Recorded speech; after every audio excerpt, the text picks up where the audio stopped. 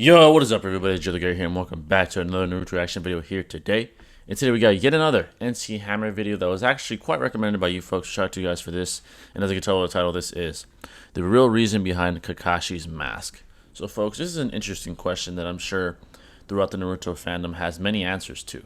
But when I think of this question, the first thing that comes to mind is simply an aesthetic accessory that Kakashi dislikes to wear. Right? I'm sure some people look at it differently, but Kakashi has had this mask since the beginning of his shinobi career, as far as we know. Right? Even when his dad was around, he still had it on, and he still has it currently in Boruto. Another place you can go with this is, well, it can be a symbolic thing and say, well, after the passing of his father and the passing of all his friends and comrades and his sensei, Minato, he simply has a mask to mask his pain, right? It can be a symbolic thing, a thing of symbolism. But then I would say, well, why did he have it before all that happened, right? So those are two of some of the most plausible reasons why he has his mask on. The aesthetic and it being more of a symbol to what he went through and to him masking his pain and trying to be the best sensei he could be now, or that he was for Naruto and Sasuke and Sakura when they were just children. So this is a very interesting question. Several of you guys said that NC Hammer had interesting theories. Let's see what that means exactly. I'm very interested to hear his thoughts on this one. But before I begin, any of those greatly appreciate it. Hit that like button, turn on bell notification to stay up there with yours truly. And if you're new and you enjoy, man, you messed with your kid, make sure to hit that sub button, because once you do, you become part of the family forever. But let's not waste any more time, screen.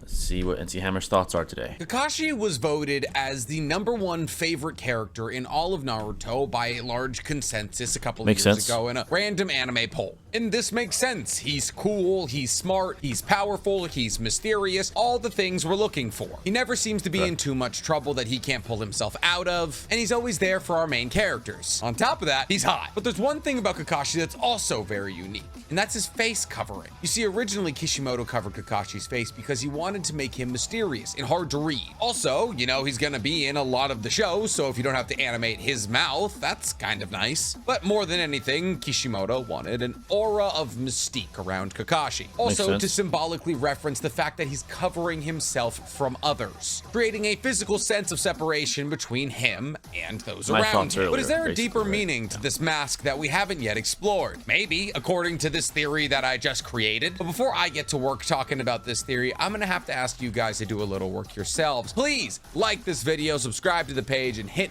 that noti bell. And if you're looking for additional NC Hammer 23 content, go ahead and hit that join button and become a member of the Weeb Alliance over here on YouTube. You'll be getting 3 additional videos from me a month on top of cool badges and emotes. Also guys, before we get started on today's video, a quick heads up from me. I created a VODs channel. VODs, for those of you who are unfamiliar, is videos on demand. Some of you may not know that I do a little bit of streaming on Twitch, and by a little bit, I mean 25 hours a week. But let's be real, the Twitch user interface is terrible. Nobody wants to watch a VOD over there. So guys, from now on, I am going to be downloading my VODs off of Twitch and putting them on the NC Hammer 23 VOD channel. So maybe you missed one of my streams, or you just want to rewatch one of my streams, or maybe you want to check out what my streams are about before you pop on over to Twitch. All of those videos, all of those streams, that is, are now going to be available over on that channel. So please guys, for me, go ahead and go drop a follow over on that page and check out my streams offline. So the mask, yes, it's mysterious, it's sexy, it's blue. It's technically a continuation of his shirt, which has always been like, did you special order it that way? But what if this mask serves more of a purpose than just making Kakashi seem mysterious? What if this mask actually covers something very important? Something that could jeopardize Kakashi's entire role as a ninja in Konoha. And I know what you're saying, Nick, we've already seen under the mask in that one episode after the war arc ended where Kakashi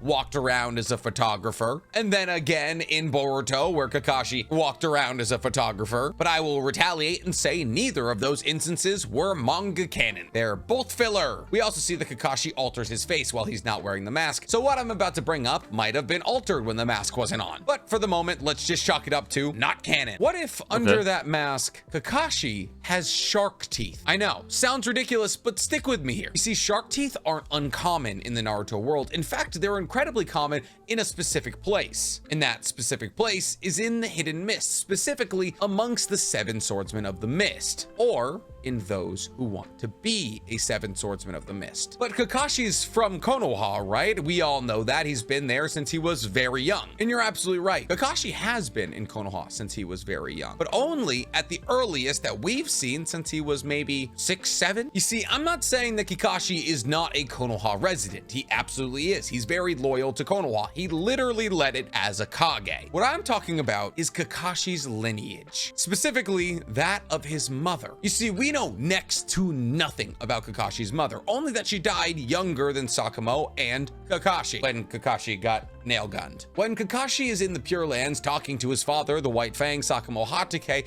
he says that he's ashamed that both of them died so young, yet not as young as Kakashi's mother. But why did Kakashi's mother die so young? You see, many in this circumstance would chalk it up to childbirth. That while giving birth to Kakashi, her heart simply gave out, and then boom, Sakamoto was a single father. But the only canonical person in the Naruto manga that's died while giving childbirth was Gaara's mother. And that was only because Rasa insisted that Shukaku be sealed inside of Gaara while he was still in the womb. We've seen Jinchuriki with weakened seals give birth flawlessly. So that doesn't sit right with me. I believe medical ninjutsu is able to adequately deal with childbirth. What if childbirth isn't what killed Kakashi's mother? What if it's something significantly more sinister? What if it was the Blood Mist Village? What if Sakamoto Hatake fell in love with a ninja from the Hidden Mist Village? Doesn't that sound insane? What's crazy is it won't in a little bit. So we know after the first Great Shinobi Worlds War that both the first and the second Mizukage had died. We know this because Gengetsu and Mu killed each other simultaneously,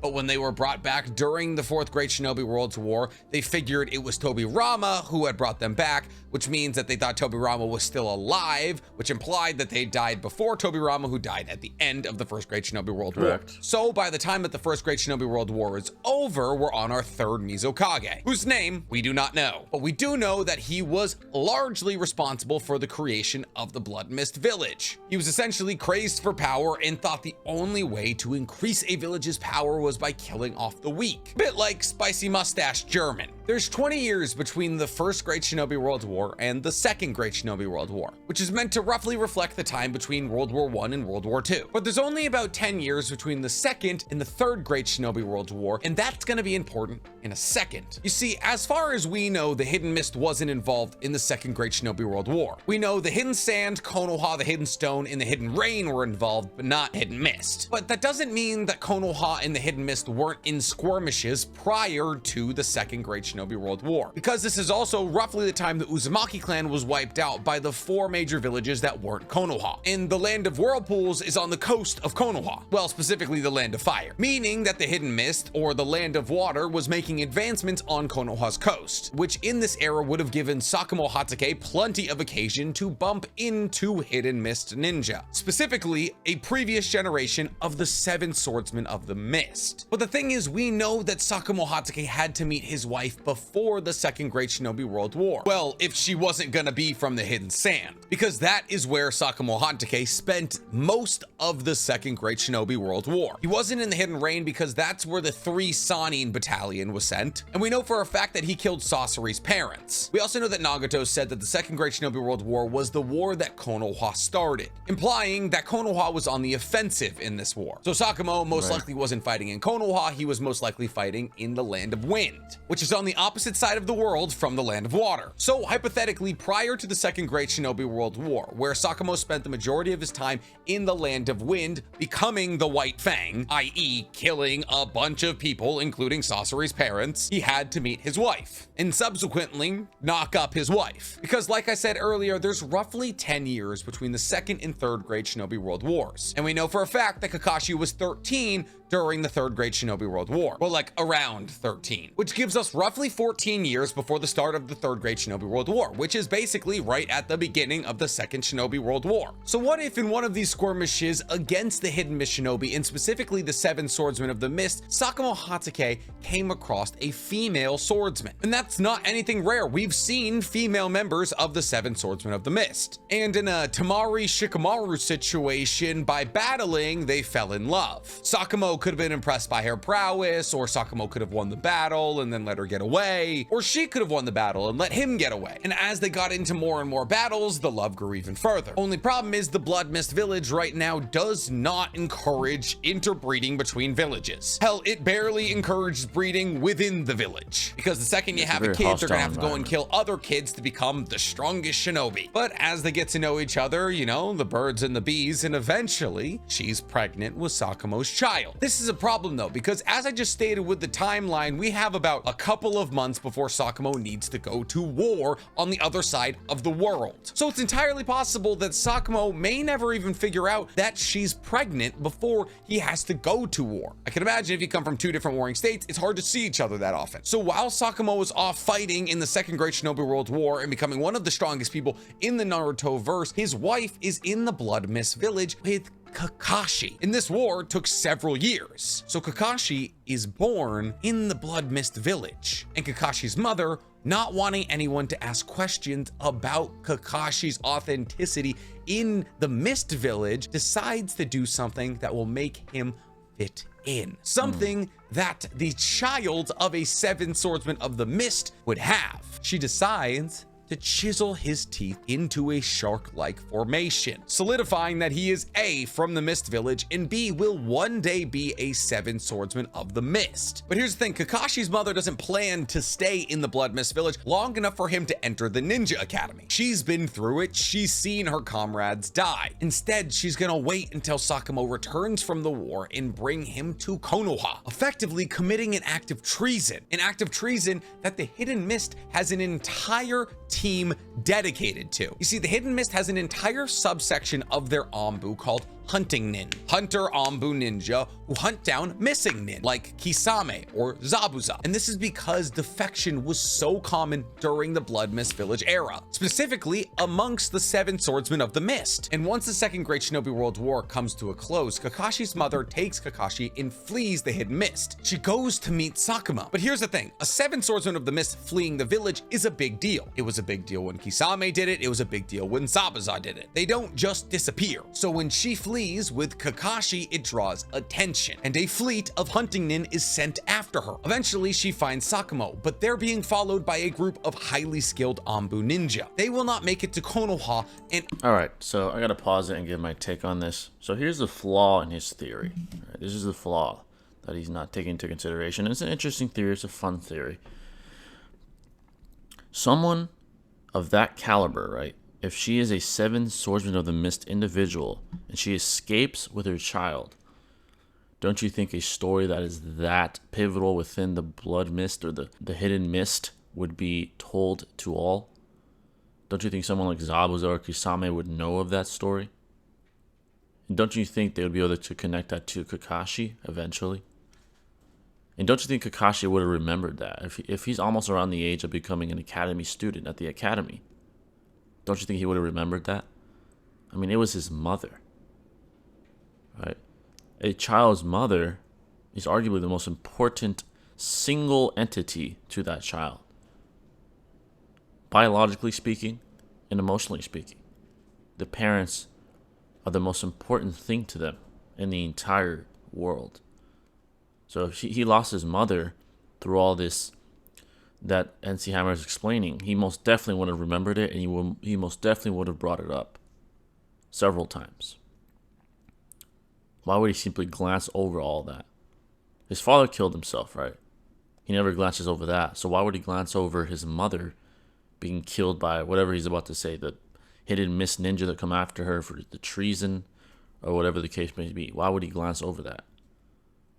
Why wouldn't she be part of the people that he lost? And why would he never discuss it?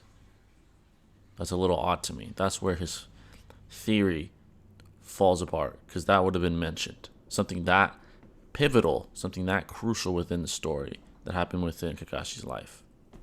Let's continue on. Interesting. If the hunting nin catch up with them, they'll kill everyone there. I mean, they wouldn't be able to kill Sakamoto most likely, but if Sakamoto retaliated against them, remember what just finished: the Second Great Shinobi World War. Now what happens if a person from Konoha, specifically one of its most famous ninja, wipes out an entire hidden Mist platoon while protecting a defector. The Third Great Shinobi World War is coming early this year. And considering the fact that the Third Great Shinobi World War actually saw Konoha burst the hidden Mist, you don't want that. Tensions were already high. So at the age of 2 or maybe 3, Kakashi is passed to his father, Sakumo, who he's never met. And his mother turns around and holds off the hunting noon while Sakumo gets Kakashi to the village where he will finally be safe. And she can do this. Remember, she's one of the 7 swordsmen of the Mist. But obviously Sakumo doesn't want her to do this. He's in love with her. She is the mother of his child. He just spent years of his life dyeing his hands red with blood. And he now finally has the life he wanted, that of a father with a wife. But as soon as he got that, it was torn away from him, as the woman he loved was cut down by her own comrades. Focus on that for a second. Blood Mist Village is well known for the fact that you could only become a ninja if you cut down those in your class and became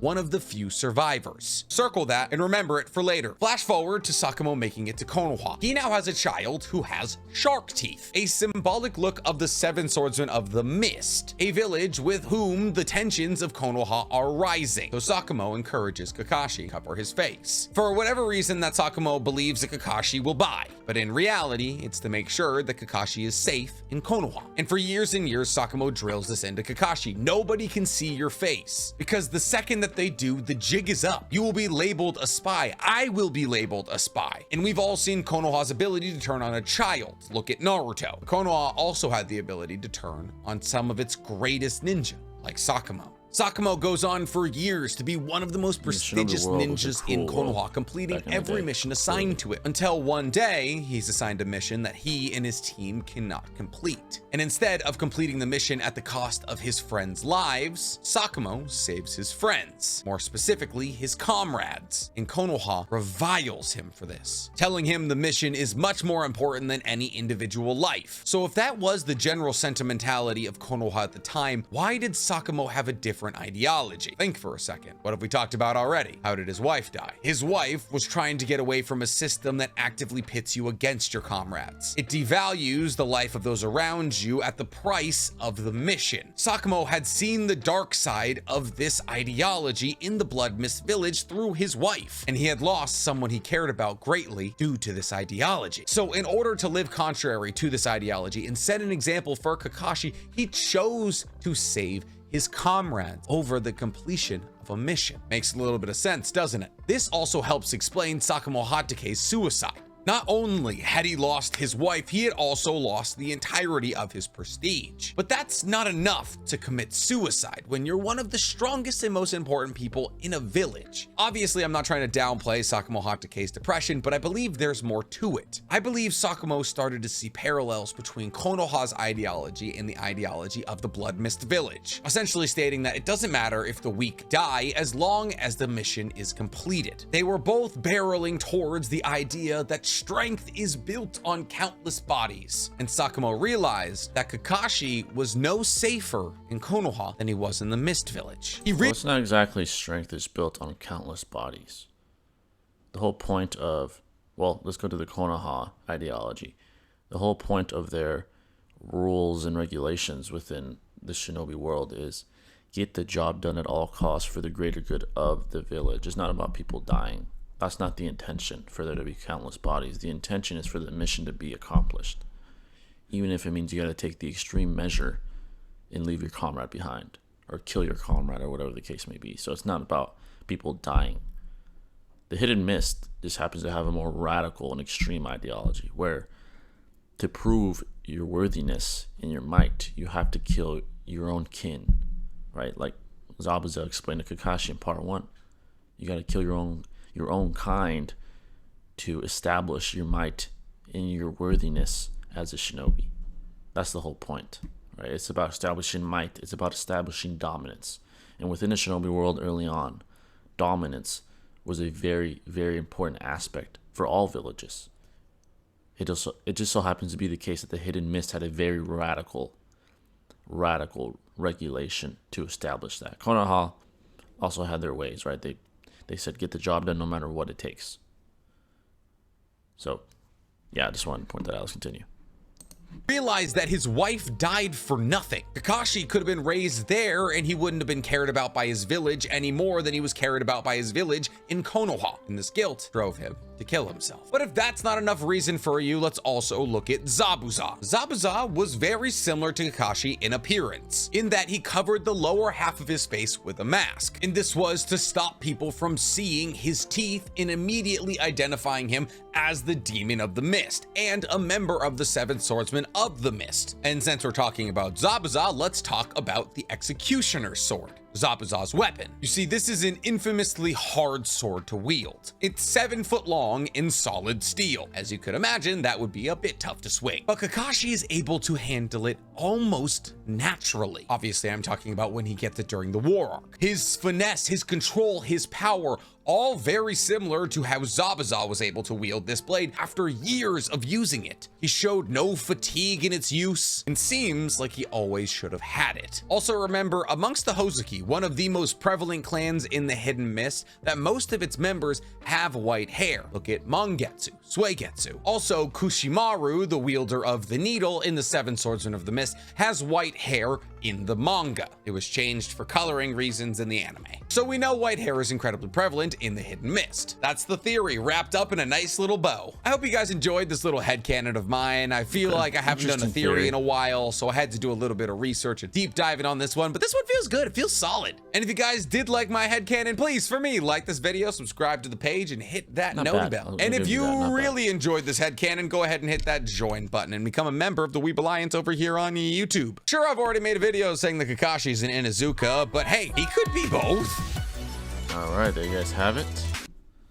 Let me give you my take on this one, okay? Again, there's some holes in his theory, right? A story that pivotal and crucial to Kakashi's life would not have just been glanced over. That would not make any sense.